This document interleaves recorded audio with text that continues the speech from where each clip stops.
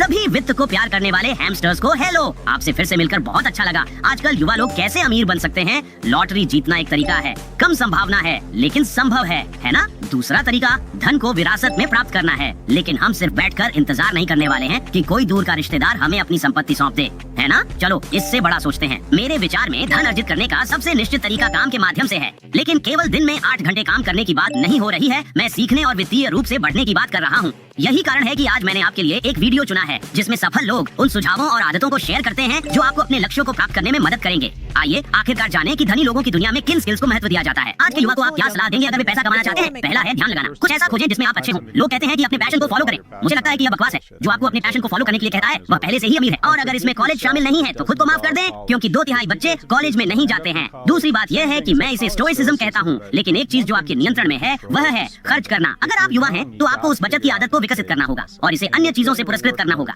जैसे फिटनेस से, दोस्तों से। युवा होने की अच्छी बात यह है कि मजे करने के लिए आपको ज्यादा पैसे की जरूरत नहीं होती।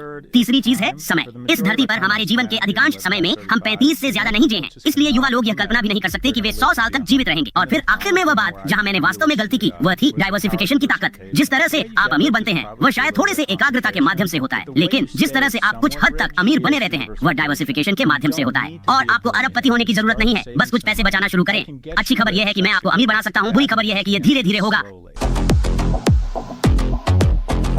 वाह, उसने वास्तव में सब कुछ स्पष्ट रूप से बता दिया। काश मेरे शुरुआती वर्षों में किसी ने मुझे यह बताया होता। उस समय अगर मेरे पास बहुत सारे नट्स होते थे तो मैं उन सभी को खा लेता था, लेकिन अब समझ में आता है कि मुझे उन्हें बचाना चाहिए था। आजकल युवा भाग्यशाली हैं, क्योंकि वे बस सोफे पर लेटकर वीडियो देखकर ही सीख सकते हैं। खासकर वे जो इस चैनल को सब्सक्राइब कर चुके हैं, क्योंकि मैं हमेशा आपके लिए केवल सबसे मूल्यवान वीडियो चुनने की कोशिश करता हूँ। याद रखें दोस्तों, वास्तविक संपत्ति लगभग कभी भी रातों रात आकाश से नहीं गिरती। इसे प्राप्त करने के लिए धैर्य और इस समझ की आवश्यकता है कि ये प्रक्रियाएं समय लेती हैं। हमारे नए एपिसोड्स को मिस ना करें और हमारे साथ मिलकर वित्तीय रूप से समझदार बनें। अगले एपिसोड में मिलते हैं, और याद रखें हैमस्टर्स ताकतवर होते हैं। हम सब एक साथ हैं और एक दूसरे के लिए है अलविदा।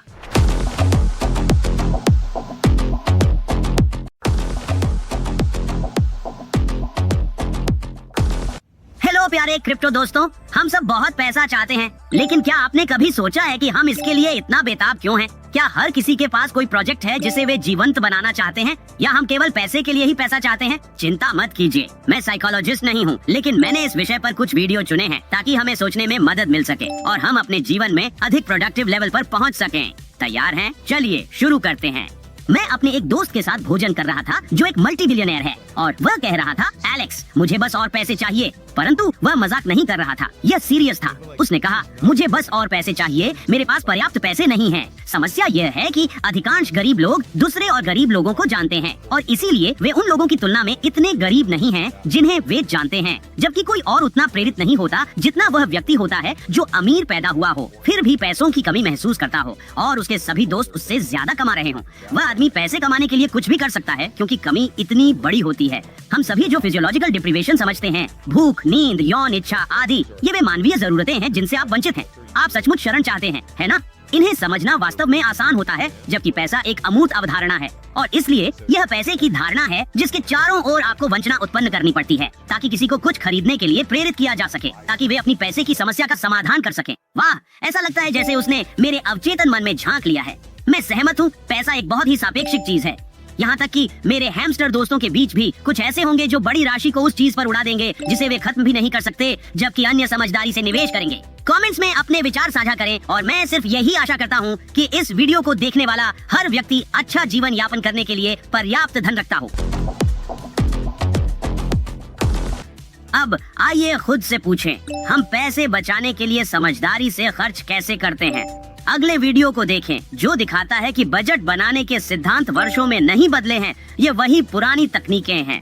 हम एक वित्तीय विशेषज्ञ से बात करने जा रहे हैं। उनका नाम डेव रैमसी है। आपके शो में सबसे प्रमुख सवाल क्या पूछा जाता है? वित्तीय समस्याओं के बारे में। वे क्या जानना चाहते हैं? वित्तीय समस्याओं के संबंध में कर्ज से कैसे बाहर निकले, मैं कर्ज से बाहर कैसे निकलूं, और मैं कहूंगा कि दूसरी बात है जीवन साथियों के साथ बातचीत। ये वही चीज है जो दादी ने इसके बारे में बात की थी। तो पैसे बचाएं, अपनी आय से कम में जिएं, 2 अवधारणाएं जो कांग्रेस नहीं समझ सकती। और फिर हम कर्ज से बाहर निकलने की बात करते हैं। उधार लेने वाला उधारदाता का सेवक होता है। और इस प्रकार एक योजना बनाएं, एक बजट रखें, महीने की शुरुआत से पहले कागज पर हर खर्च का हिसाब तैयार कर लें, क्योंकि यह गणित से अधिक व्यवहार की बात है। वह पैसा खर्च न करें जो आपके पास नहीं है। इसे ऐसे समझें, जब आपकी आधी संपत्ति किसी ऐसी वस्तु में लगाई गई है जो 4 साल में अपनी 60% मूल्य खो देती है, तो आप आगे नहीं बढ़ सकते। इसे हल करने का तरीका है इसे नफरत करना, कुछ स्वस्थ उचित क्रोध और यह कहना बस बहुत हुआ। मैं एक सीमा खींच रहा हूँ जो कह रही है मैं अजीब बन जाऊंगा, मैं इस सामान का भुगतान करने जा रहा हूँ। हे भगवान, मेरे पास शब्द नहीं है। इसे ही मैं शाश्वत ज्ञान कहता हूँ। मैं हर बात से सहमत हूँ। समझदारी से खर्च करें और अपने बजट की योजना बनाएं दोस्तों। ये आपको बेहतर जीवन जीने में बहुत मदद करेगा। भले ही आप अभी तक निवेश करने के लिए तैयार नहीं हैं, लेकिन जो पैसे आप बचाएंगे वह भविष्य में आपके लिए फायदेमंद होगा। अधिक वित्तीय समझ की दिशा में बढ़ते रहने के लिए हमारे एपिसोड्स को मिस ना करें। ध्यान रखें, अगले एपिसोड में मिलते हैं और याद रखें, हैमस्टर्स ताकतवर होते हैं। हम सब एक साथ हैं और एक दूसरे के लिए है।